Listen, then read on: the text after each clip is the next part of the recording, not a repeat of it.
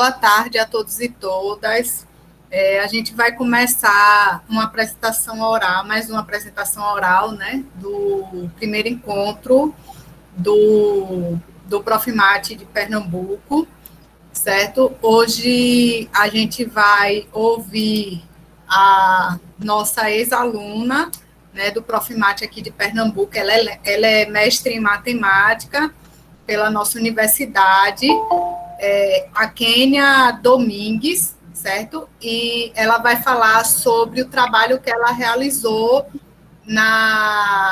no TCC, né, que é o trabalho de conclusão de curso dela, junto com a professora Maité Culeza, que é a professora do nosso corpo docente, e ela vai falar sobre o uso de dobraduras como recurso para o estudo de conceitos geométricos. Antes de Kênia começar, eu gostaria de agradecer ela, né, por ter submetido o trabalho dela, e eu gostaria de informar a todos que eu vou colocar no chat a lista de presença, que é um formulário que vocês devem preencher, tá certo? Obrigada a todos por ter se inscrito no evento, e com a palavra, Kênia. Fique à vontade, Kênia. Tá, Joia, deixa eu abrir aqui a minha apresentação.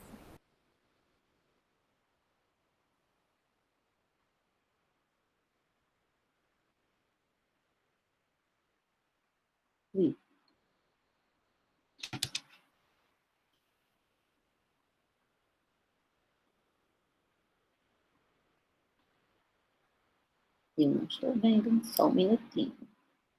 Vocês estão vendo? A gente está vendo, Kênia, tá ótimo.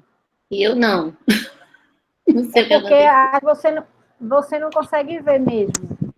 Não, mas... Ah, já sei. Já puxei para cá. Ok. Beleza, pronto. Então, gente, boa tarde. Né? Meu nome é Kênia, a Bárbara aí já me apresentou, né? Eu sou professora da rede estadual de ensino. Eu estou no estado já há 23 anos. 14 desses anos eu estou na escola de referência, né, uma escola de tempo integral, e à noite eu trabalho com EJA, né, Educação de Jovens e Adultos, também no ensino médio, né. E meu trabalho, né, ele foi intitulado O Uso de Dobraduras como Recurso para o Estudo de Conceitos Geométricos. Minha orientadora está aí, né, professora Maité. Eu sou egressa de 2013, eu sou da terceira turma do Profimate, apresentei meu trabalho em 2015, né, e eu queria começar falando aí um pouquinho dessa citação de Nilson Machado, né. Apesar do ensino da matemática ser indispensável, a utilidade da matemática, todavia, não é clara. Essa falta de clareza pode ser, talvez, a principal responsável pelas dificuldades crônicas de que padece seu ensino.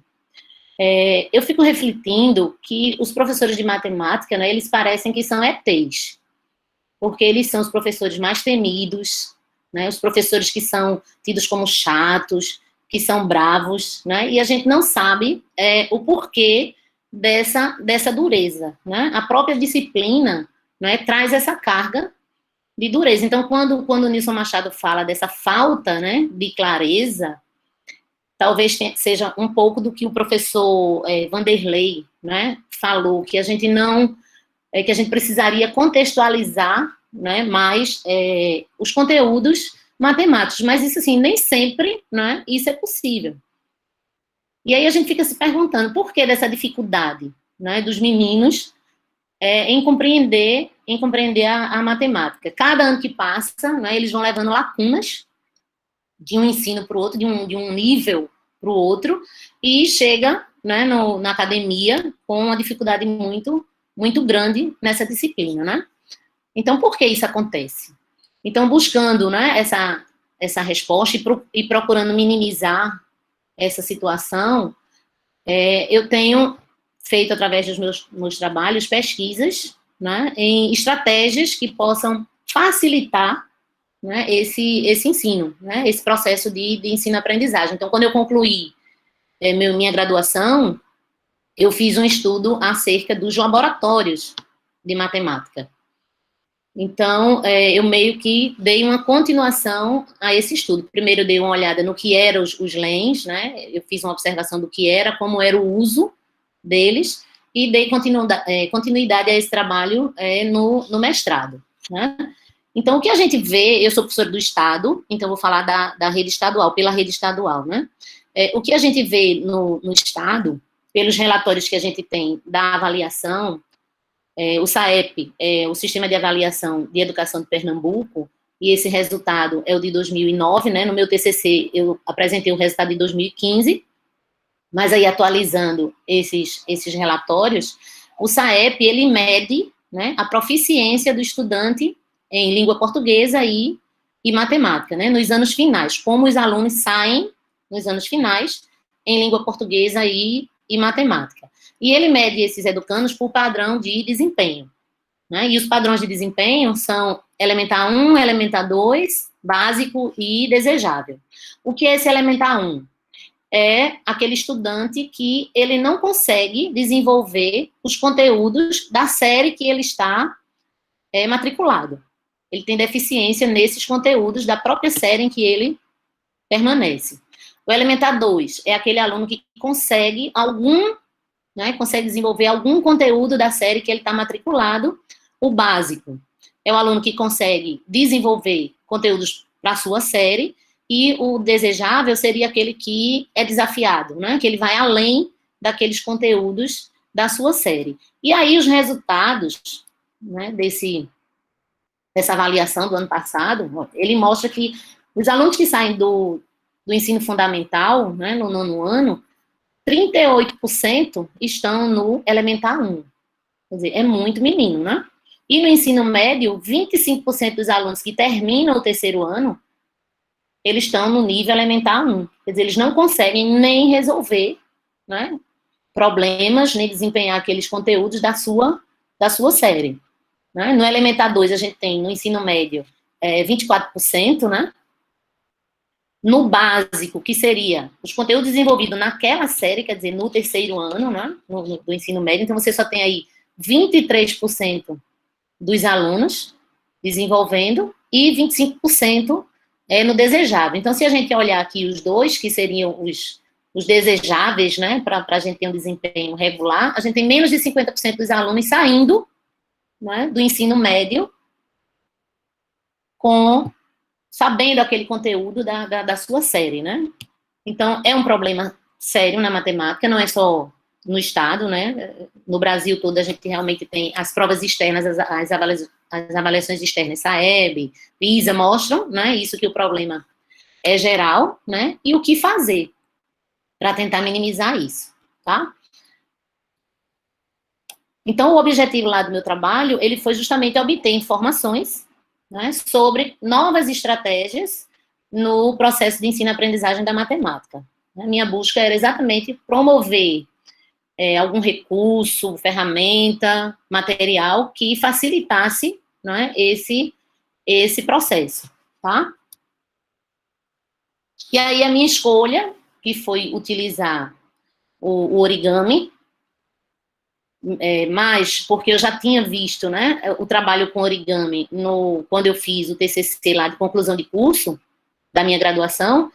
Então, no laboratório dos recursos que eu vi nesses laboratórios, eu fui no LEPAC, eu fui no LEMAC, né, eu fui no Espaço Ciência. Então, o origami me chamou muita atenção, né? E quando eu estava no mestrado, eu vi Maite, né, olhinho puxado, aí eu disse, eita, é essa que eu vou me agarrar, a japonesa deve saber de origami. Eu me agarrei aí com Maite para fazer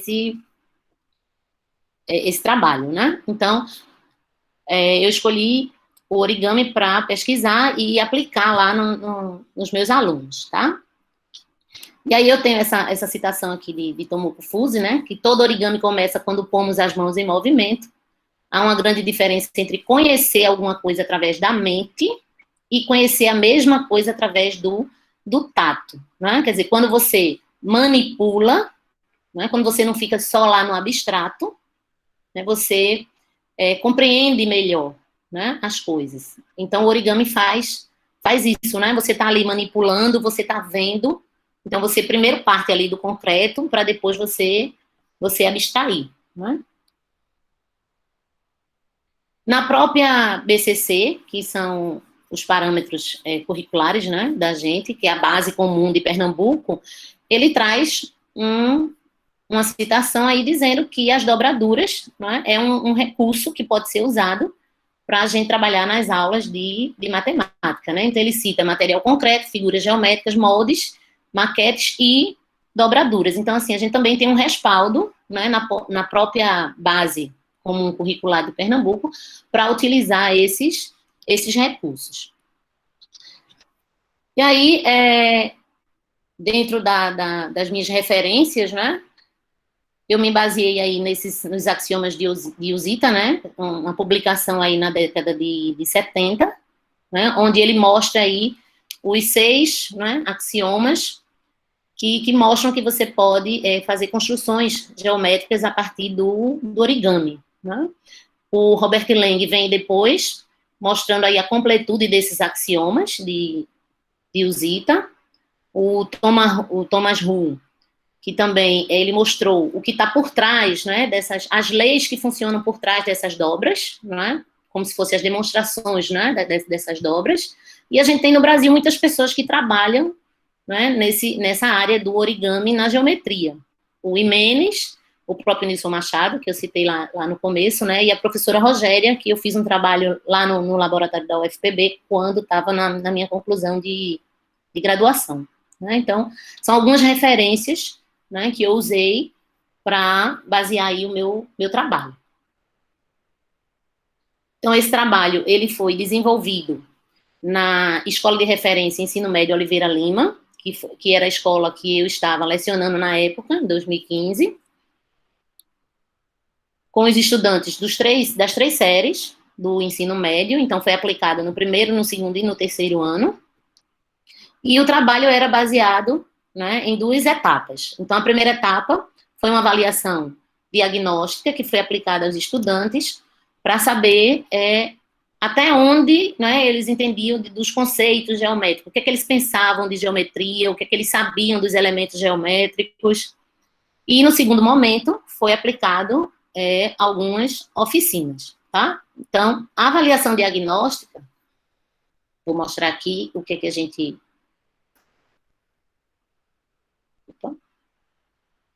Tá dando para ver, não sei se está pequeno. Deixa eu ver se eu puxo mais. Pronto. Então, essa foi a avaliação diagnóstica que foi aplicada. Agora, né? Desculpa, Kênia, a avaliação não está aparecendo, não. Está aparecendo, não? Não, acho que tu tem que mudar de aba. Eu estou na aba da... Ixi, e agora, Maite? Será que eu vou ter que apresentar ela e depois voltar? Então, deixa eu... Eu acho que sim, eu acho que sim.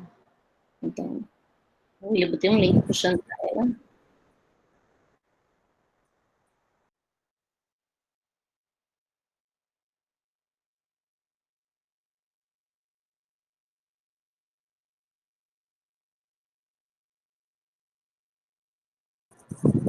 Ela saiu, foi?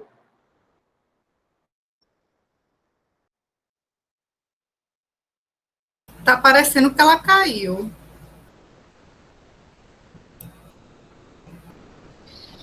Terminei saindo da apresentação sem querer, derrubei sem querer. Oh, meu Deus. E agora? Deixa eu ver se eu consigo puxar ela.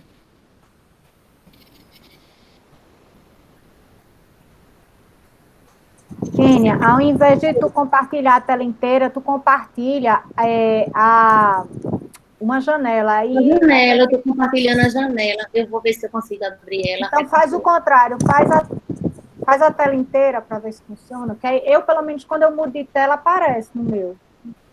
Então, deixa eu compartilhar em tela inteira. Fiz um linkzinho. Ó, Danilo está dizendo aí para a primeira opção, a tela inteira, aí funciona. Tela cheia? É, tela inteira.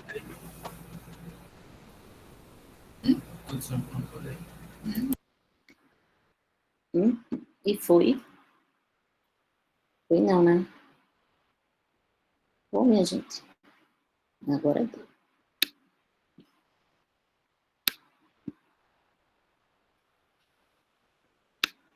Não, não foi.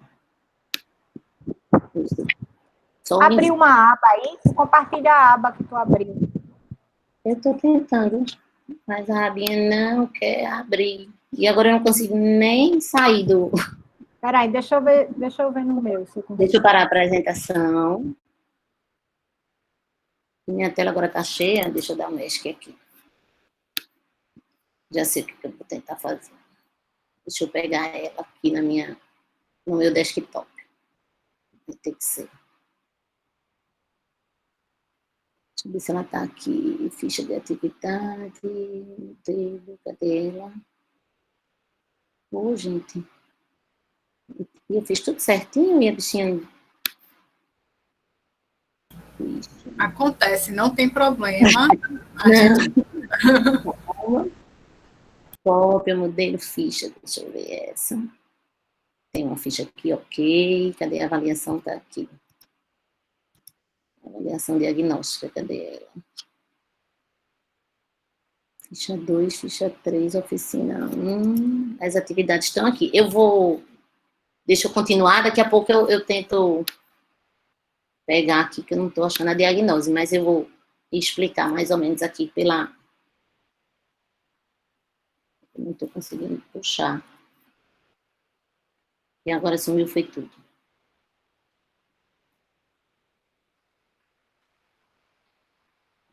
Eita, estou apanhando aqui, viu?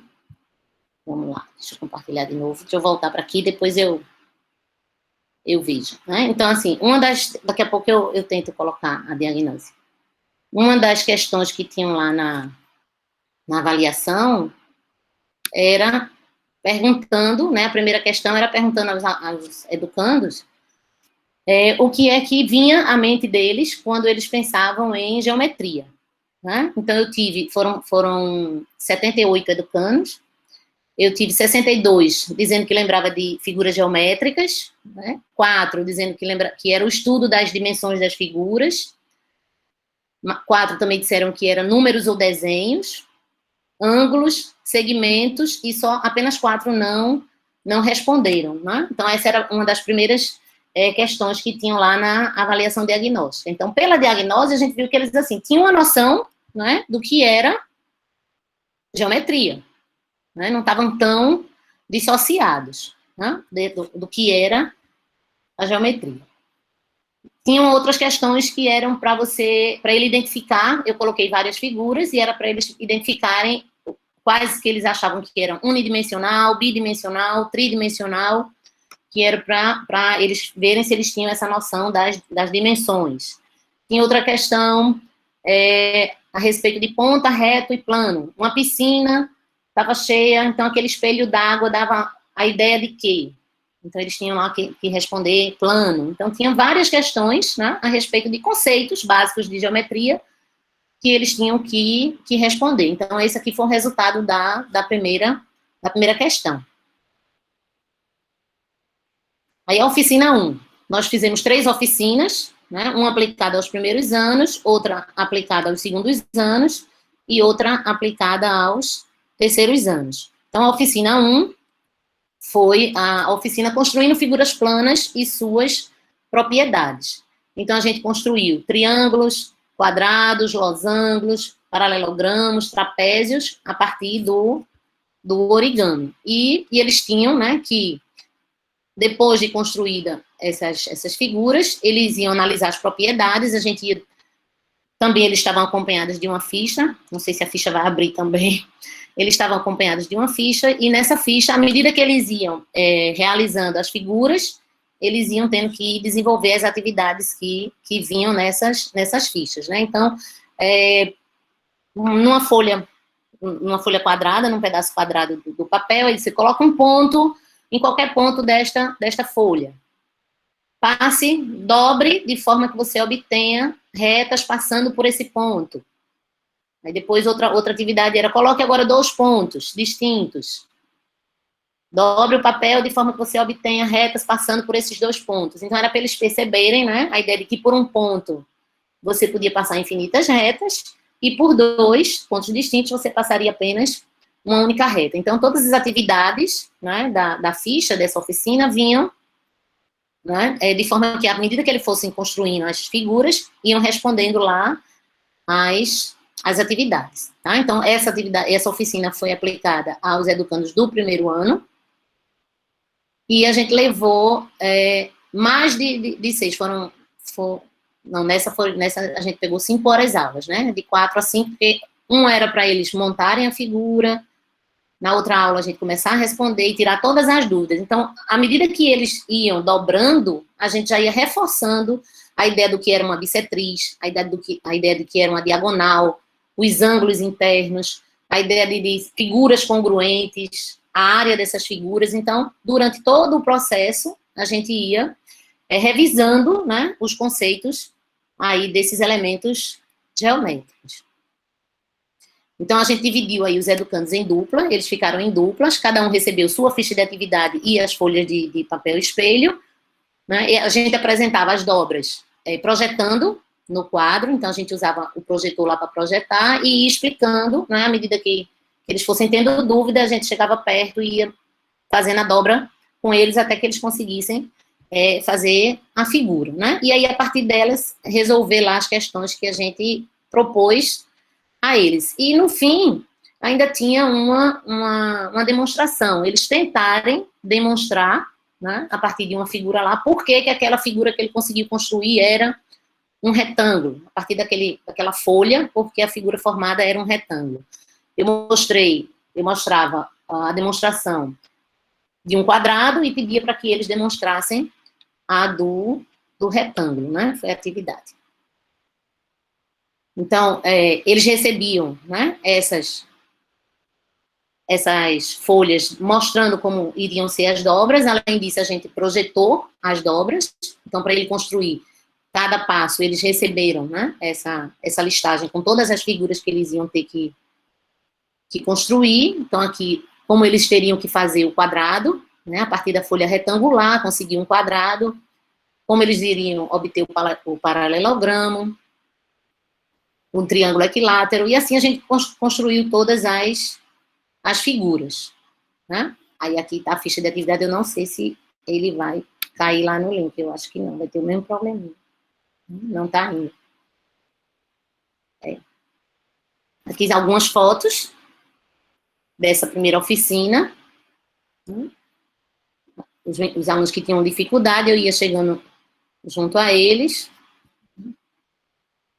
Aqui eles já estão elaborando, né, algumas demonstrações, e aí valia eles sobrepor, cortar, colar, né, apesar que a gente sabe que o origami é só dobradura, né, mas como eles estavam só provando, mostrando alguns elementos e alguns conceitos, eles podiam dobrar, podiam cortar, podiam colar, de modo que eles conseguissem verificar as propriedades de cada uma dessas figuras, né? Então, a gente mostrava as diagonais do quadrado, que elas são iguais, que elas se cortam ao meio. Então, todas as propriedades iam saindo de cada uma das figuras, né?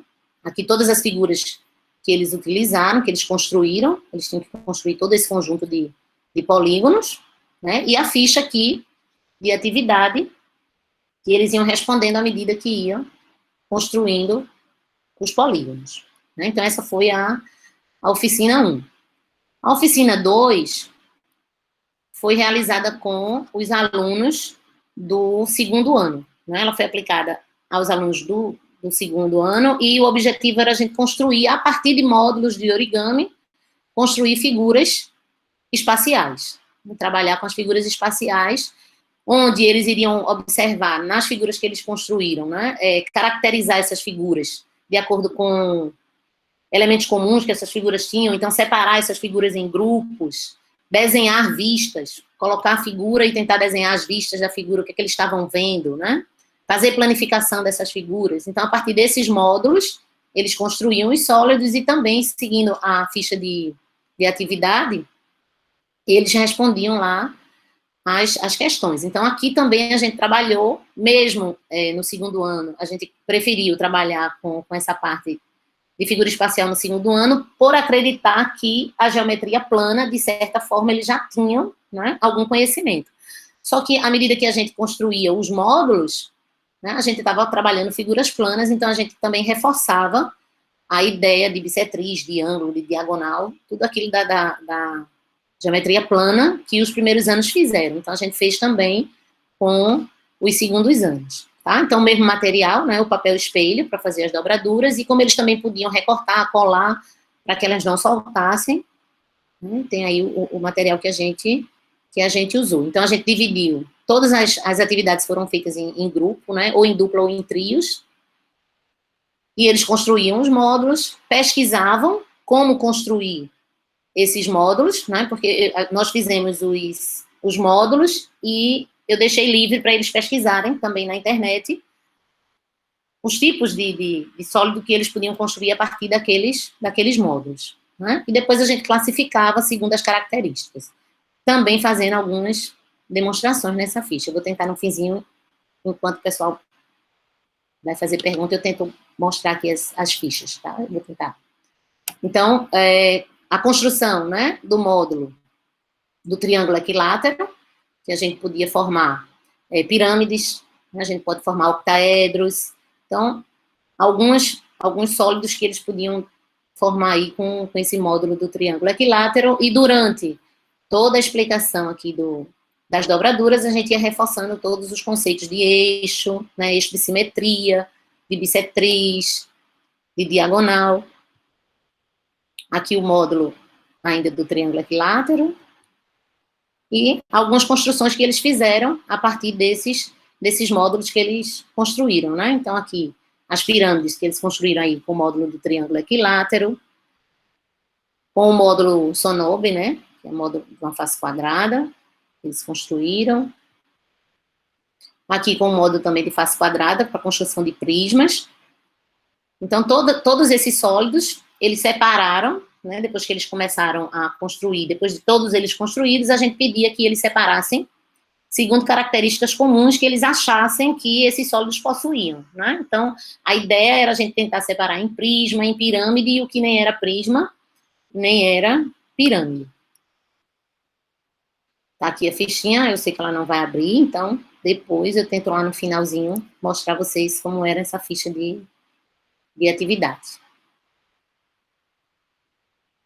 Aqui algumas fotos deles produzindo esses módulos, os sólidos, né, que eles construíram a partir desses módulos. E, novamente, a ficha de atividade partindo já da observação da construção, né, desses módulos. Mais aí algumas fotos. E a oficina 3, que foi a oficina direcionada aí aos alunos do terceiro ano, né? Então, nessa oficina, a gente trabalhou com a questão de área e volume, né? A gente analisar área e volume de sólidos a partir de umas caixas de faces triangulares, de base triangular, e o conceito, né, dos conceitos trigonométricos, na parte que a gente fez demonstrações das fórmulas de como conseguir essa área e esse volume nessas caixas, né? Então, o processo foi sempre o mesmo, dividir os alunos em grupos,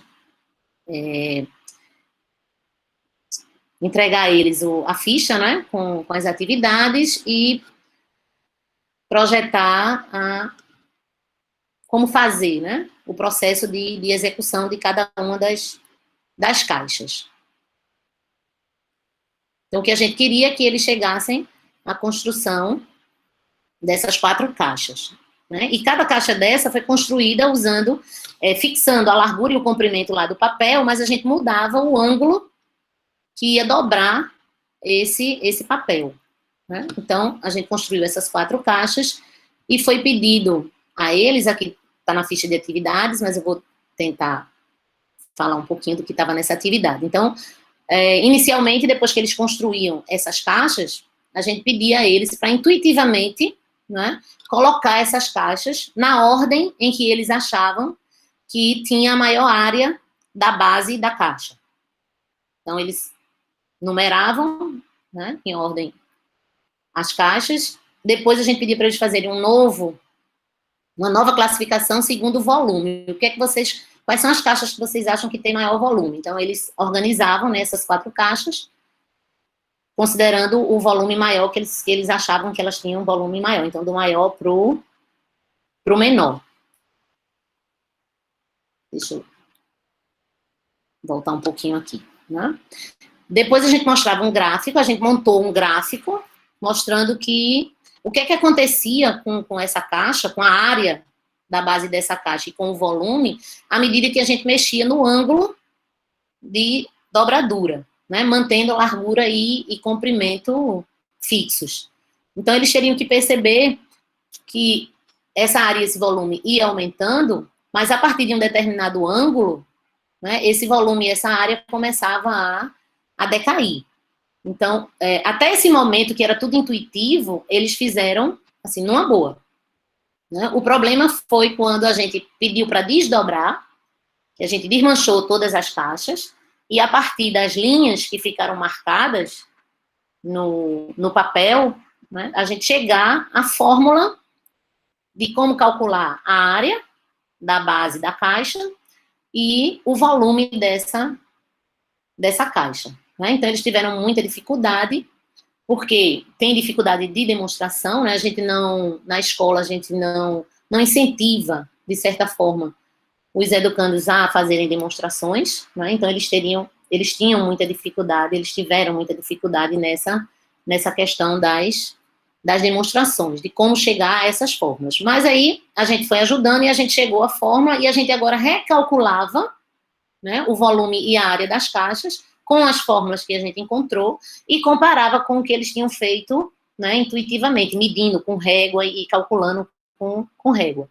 Então, a gente fazia uma comparação e os resultados eram bem próximos, né? Então, a gente concluía que realmente aquelas fórmulas estavam validadas, né, para calcular a área e o volume daquelas caixas. Tá? Então, esse foi o processo lá do 3º ano.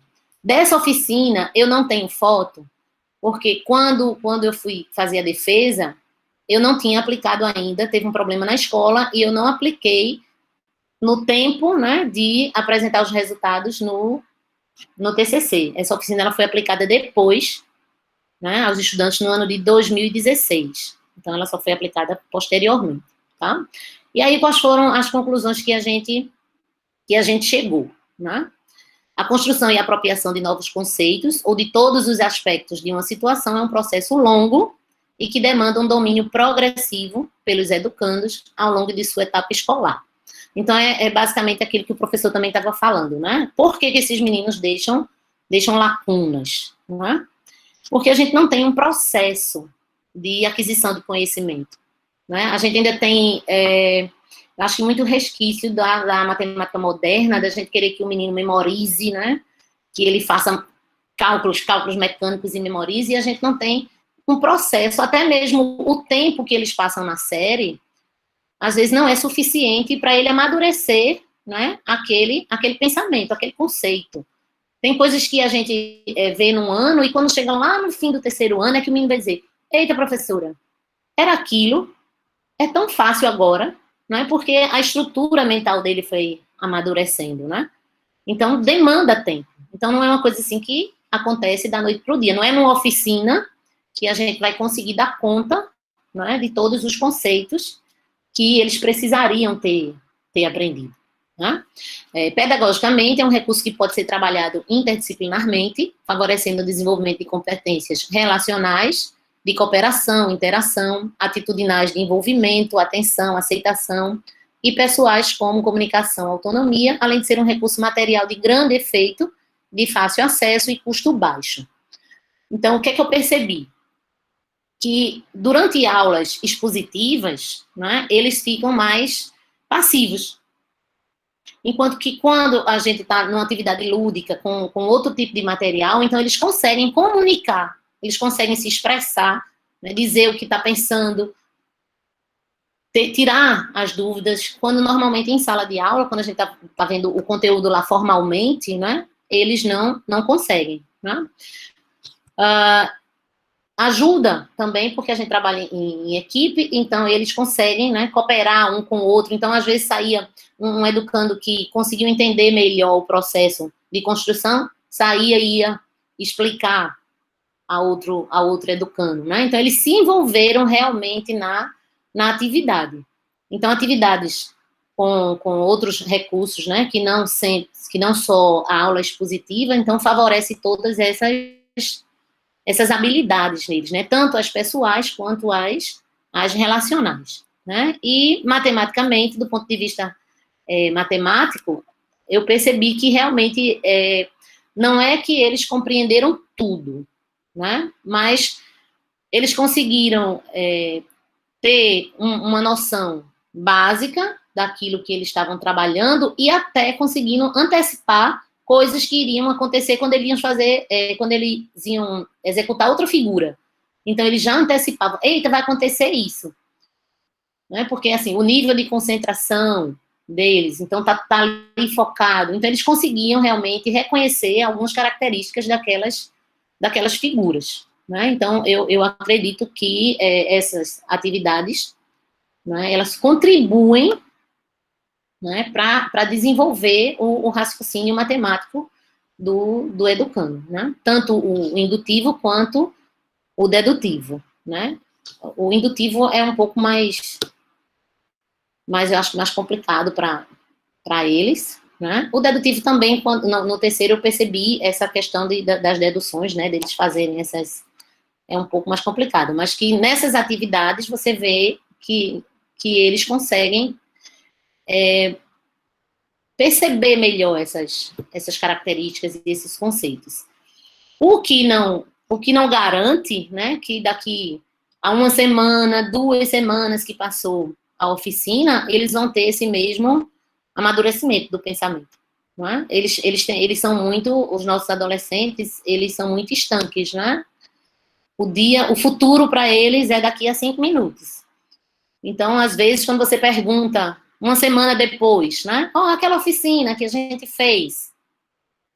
Assim, assim, assim. Aí faz, professora, eu não lembro nem o que eu comi ontem. A gente escuta muito, muito isso dos educandos. Mas eu acredito que a gente procurar sempre uma estratégia diferente, uma metodologia diferente, que possa tirar, né? Tanto o professor quanto o educando da zona de conforto, daquele só quadro e livro, eu acho que favorece esse amadurecimento dos educandos em matemática. Tá? Então, foi esse meu trabalho, né? Aqui estão as referências. Eu vou tentar abrir aqui de outra forma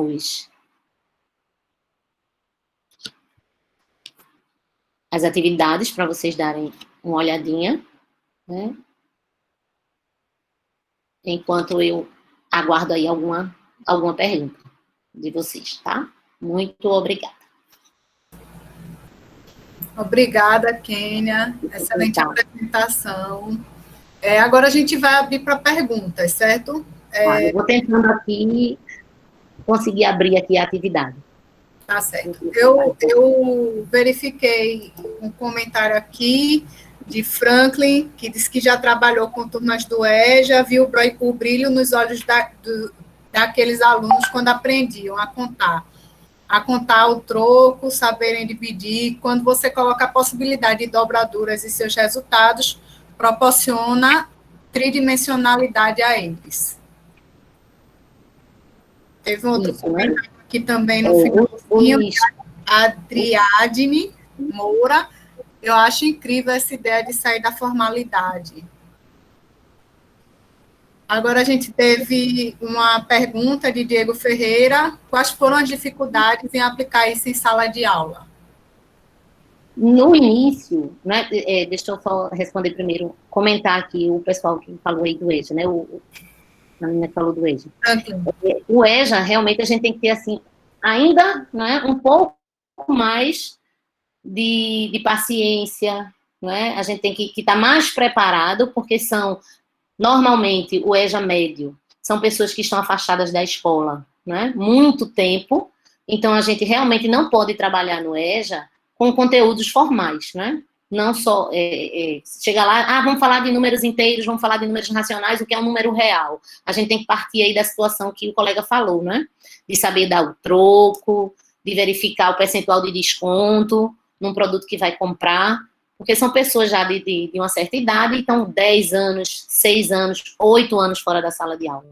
Né? Então, a gente tem que ir realmente tem que ir devagar e procurar contextualizar, como o professor Wanderley falou, né, procurar contextualizar sempre esse conteúdo. No ensino médio é um pouco difícil, né, os conteúdos do ensino médio são difíceis da gente contextualizar. Alguns a gente ainda consegue, né, mas você pedir para o menino contextualizar, por exemplo, números complexos, né, a gente o tempo todinho está tentando buscar para trigonometria no ciclo, aí já vai ficando um pouco, não é uma coisa comum do dia a dia dele. Né, como os conteúdos do fundamental que ali são mais comuns ao dia a dia dele. Né? E as dificuldades que eu encontrei.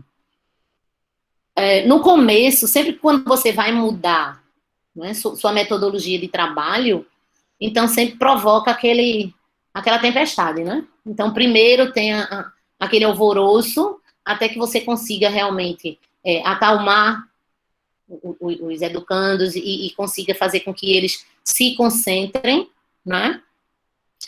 É um pouco complicado, mas a gente consegue.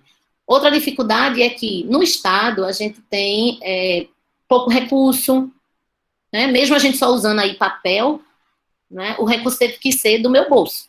Né? A escola, ela não tinha recurso para fazer as oficinas. Então, grande parte das coisas que a gente faz, infelizmente, né, nas nossas escolas públicas, é com esforço do professor. Né? Dificilmente a gente tem material, assim, que a gente queira toda hora na escola. Então, é um processo, né, difícil da gente adquirir material. Então, qualquer coisa que você vá fazer no estado diferente, né, você precisa de um planejamento muito grande. Né? E o mais importante é você planejar. Se você não planejar, né, seja ela uma aula expositiva, seja uma atividade fora do espaço de sala de aula, um jogo, né, uma oficina, tem que ter planejamento, porque não pode ficar o recurso pelo recurso. Hoje a gente vai brincar, né, hoje a gente vai jogar. Né, então tem que ter um objetivo, né, aquele objetivo tem que ser alcançado, então não pode ser só o recurso pelo recurso. Então, planejamento, eu acho que é o ponto fundamental de qualquer atividade que você vai desenvolver em sala de aula. É isso. E aí, pessoal, mais alguma pergunta para a Kênia? Se alguém quiser abrir o microfone para perguntar, pode ficar à vontade também, tá certo? Achei a diagnose. Vamos ver se eu consigo apresentar.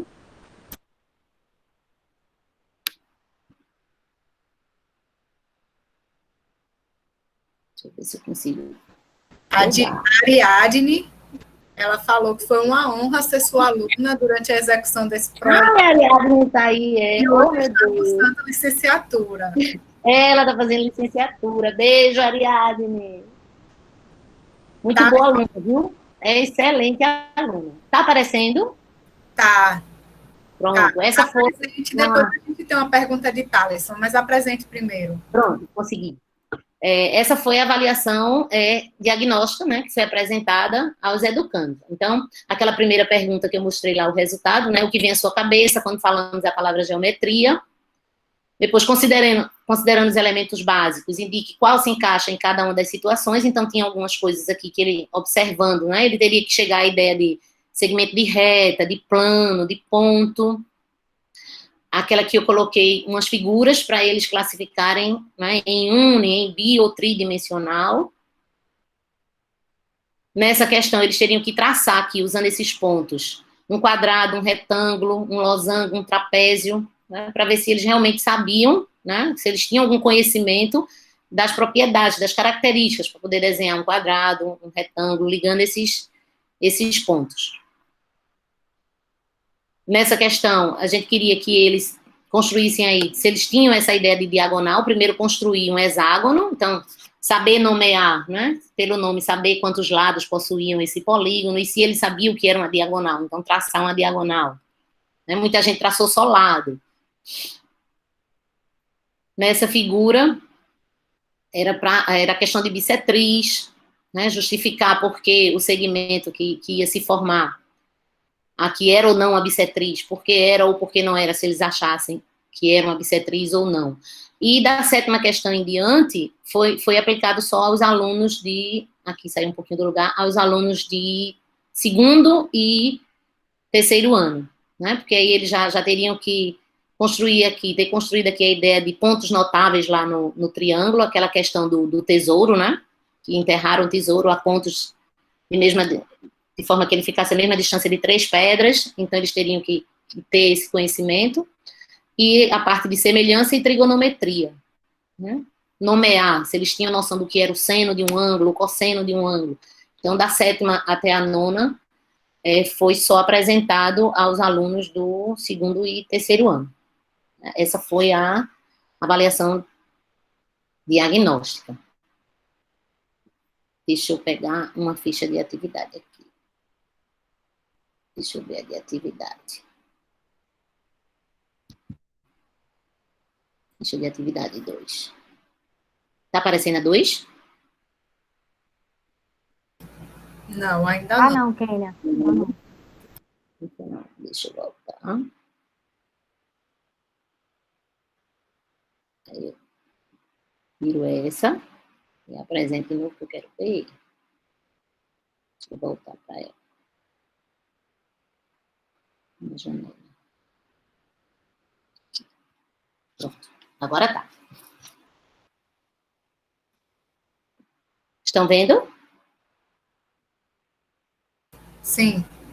Pronto. Essa foi a ficha que vinha, né, com a atividade 2, com a oficina 2, aquela de construir, né, os sólidos a partir dos módulos, né? Então, usando o módulo copo, encaixe 2, depois 3, depois 4, 5 módulos, eles iam encaixando os módulos, e a primeira pergunta é, o que é que acontecia se eles juntassem só 2 desses módulos?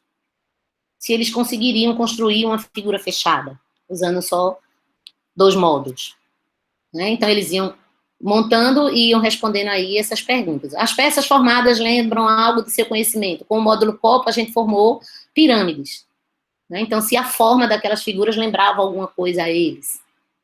A parte inferior das peças são chamadas de base. E que figuras foram formadas? Então, eles tinham que observar que a cada uma base era triangular, outra era quadrangular, outra era pentagonal, e a gente ia construindo toda a noção de face, de vértices, de arestas daquelas figuras, né? E eles tinham que desenhar, né? Tentar desenhar a figura, abrir depois a figura e tentar planificar.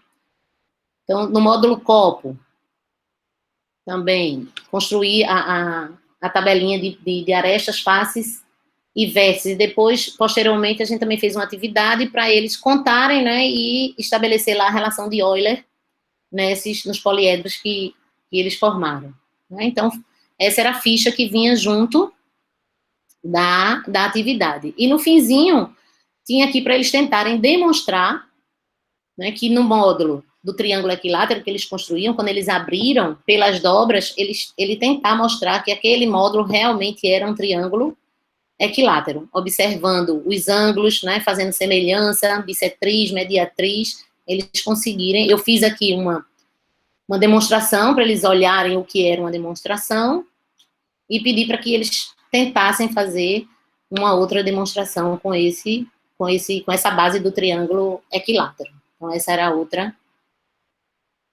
outra ficha que vinha lá na oficina. Deixa eu ver se eu tenho a 3. Tem. As da caixa. Eu tenho que parar para poder abrir.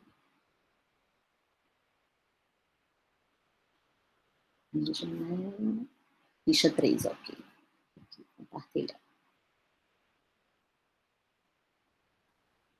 E essa era a ficha da oficina 3. Né? Eles recebiam lá o esqueminha de construir as caixas. Aí, inicialmente, foi pedido, né, para eles me ordenar no que eles achavam que tinha maior área ou maior volume.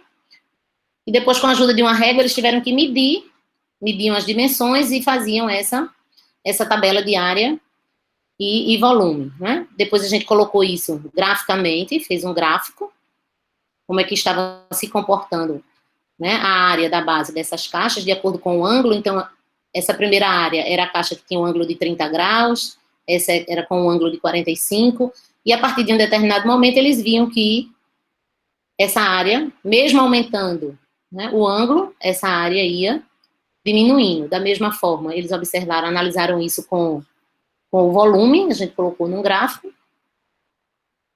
e a partir daí a gente desmontou as caixas, né? Então a gente foi desmontando as caixas, e cada linha a gente foi dando, né, um valor algébrico. Então chame isso aqui de C, chame esse de L. Se esse ângulo for θ, esse outro ângulo, quanto é? Então eles foram tentando, né, chegar a esses valores, e a gente conseguiu chegar numa fórmula. Desmontando a caixa, a gente chegou aqui a uma fórmula para calcular a área e uma fórmula para calcular o volume dessas caixas. Então, assim, eles tiveram muita dificuldade nesses passos aqui, porque também não é fácil a visualização, né? Até a gente que estava lá dando a oficina, às vezes, era muita dobra, então uma linha, às vezes, que não era o que você queria, estava por cima, então dificultou um pouco, né, eles enxergarem essas linhas quando a gente desdobrou. Mas aí, com as fórmulas, eles fizeram novamente, né, agora usando a fórmula, o cálculo da área e do volume, e puderam comparar com o que eles tinham achado, né, no início, lá na frente, usando régua e a calculadora. Pronto, essas foram as atividades que foram passadas. Eu vou repassar para você algumas perguntas que surgiram, e devido ao tempo, eu estou fechando para perguntas, tá certo? Então, eu vou fazer pergunta que foi feita até esse momento. Tá certo. A primeira pergunta foi de Thaleson, que perguntou se o aproveitamento nas aulas, elas aumentaram. Eles aumentaram, né? O aproveitamento aumentou. Durante um tempo, não é? Eu não digo o aproveitamento, porque uma coisa é você ter um rendimento numa oficina, né? E outra coisa é você ter rendimento no conteúdo de sala de aula. Mas, durante algum tempo, a concentração deles ficou maior, né? Eles começaram a perguntar mais, né? Mas, assim, sanar dificuldades, a gente não consegue sanar de imediato, né? Nesse conteúdo específico, eles tiveram poucas dificuldades em sala de aula depois, né? Mas no aprendizado, de uma forma geral, né, é aquela história, é um processo, né? A gente tem um processo, né? Então a gente precisa estar avaliando esse processo, né, a todo instante, e vendo o que a gente pode fazer para melhorar, né? Agora, de uma forma geral, eu consegui, vamos dizer, até uma maior empatia com eles, porque eles, no início, né, matemática é o terror, a professora já tem uma cara de chata, né, então fica aquela barreira, né, até mesmo os que gostam, muitas vezes, da disciplina, né, ainda tem essa barreira. Então os que não gostam, aí já olha para sua cara mesmo, chama de chata, já vê você como chata, já não gosta da disciplina, pronto, aí não conseguem aprender mais nada. Agora, se a gente conseguir, né, que isso seja recorrente, você fazer uma oficina hoje, só fazer daqui a 10 anos outra, realmente não vai ficar nada, né? Tem que ser um processo. Então, faz hoje, daqui, quando começar outro conteúdo, faz outra oficina do outro conteúdo, arruma outro recurso, né? Ajuda com o jogo. A gente tem que estar sempre buscando formas a gente conseguir um melhor rendimento. A gente sabe que é muito difícil, né? Os meninos chegam no ensino médio com lacunas inimagináveis, né? E você tem que... Não interessa se ele não teve professor no fundamental, se teve greve, o aluno agora é seu, né? E você vai ter que estar por conta dele. Então, assim, é um trabalho difícil, né? Mas eu acredito que se a gente se esforçar um pouquinho, né, a gente consegue um melhor rendimento dele. A outra pergunta foi mais prática, perguntaram onde estava disponibilizado o material, eu aproveitei para fazer propaganda do site do Profimate. Pronto, está no Profimate, né? O TCC deve estar lá. Mas aí alguém perguntou, Silvio perguntou especificamente se as fichas também estão na dissertação, mas até teve dúvida dessa terceira etapa.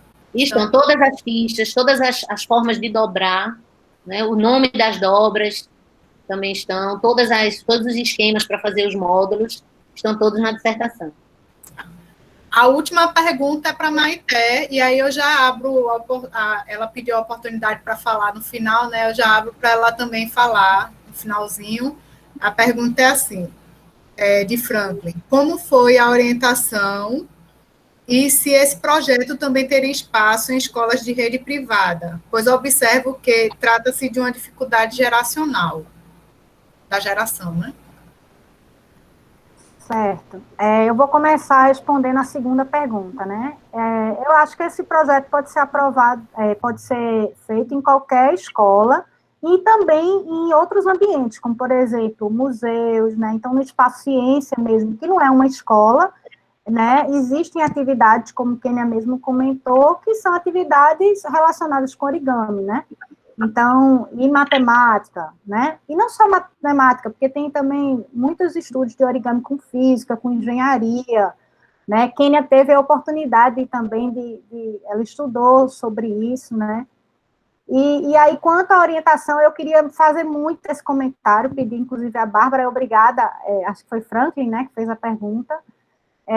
Eu queria dizer que, assim, que foi muito bom, assim, uma gratidão imensa, né, ter a oportunidade de orientar a Kênia, porque eu acho que Kênia, ela traz aqui um exemplo do que eu acho que o Profimate espera, né, dos seus alunos, né, porque, veja só, no Profimate, quem chega no Profimate chega de uma sala de aula, então chega com uma experiência, uma vivência que a gente que está na universidade não tem.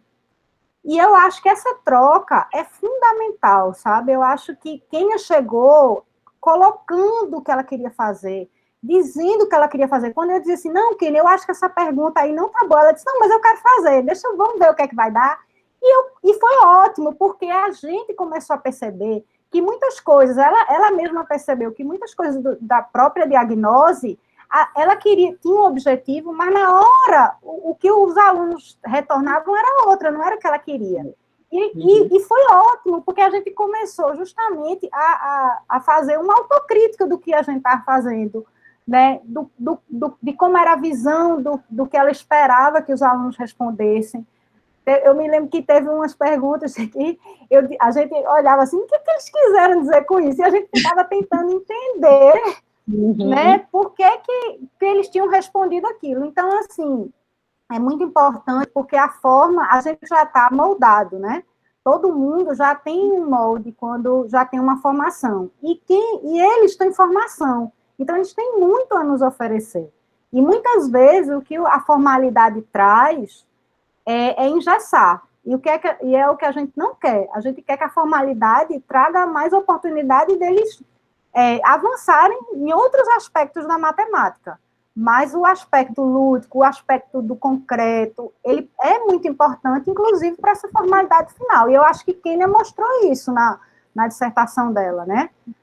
Assim, como vocês podem ver na fala dela, ela tem muita propriedade no que ela fala, porque foi uma coisa que ela viveu, não foi uma coisa que ela escreveu para ter um título, né? Era um desejo dela desenvolver esse projeto, e ela desenvolveu, assim, eu vou ser muito honesta, assim, praticamente só. Eu dava os toques, eu mais cutucava ela do que dizia assim, assado. Inclusive, agradecer muito ao Profimate por essa oportunidade desse reencontro da gente, né?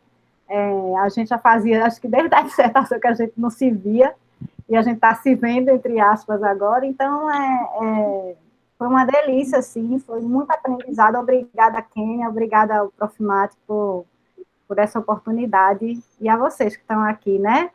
Ariadne, siga aí, ó, a sua professora, viu? Ela é muito boa, muito boa. Kênia, a gente vai ter uma apresentação oral começando agora às 5, mas se você quiser falar um minutinho aí para encerrar. Ainda dá? Pronto. Eu queria só agradecer, né, quando Maite passou o e-mail para mim, ela disse, Kênia, o Profimato vai ter o primeiro encontro, eu gostaria muito que você e o outro orientando dela, né, participasse.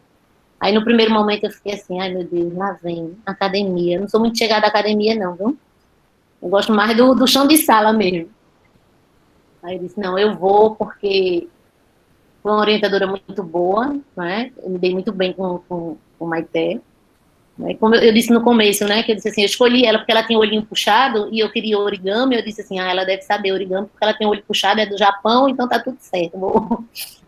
Vai ser fácil para mim, né? Mas agradecer muito, né? Eu aprendi muito no Profimate, né? E esse meu projeto, este ano, ele virou uma eletiva, né? Porque no estado agora a gente já está trabalhando com cadeiras eletivas, os alunos podem escolher 2 eletivas por ano, e ele virou uma das eletivas. Então, ele agora faz parte da minha eletiva de matemática lá na escola que eu estou atualmente, né? Devido à pandemia, a gente suspendeu, mas ele já faz parte aí desse projeto. Então, agradecer a oportunidade de apresentar o trabalho, né? E nos vemos aí em outra oportunidade. Com certeza. Obrigada, Kênia. Quem puder aí abrir o microfone, vamos bater palma para a Kênia, agradecer a ela. Obrigada. Parabéns, Kênia. Obrigada. Obrigada, Kênia. Obrigada a todos. Ok.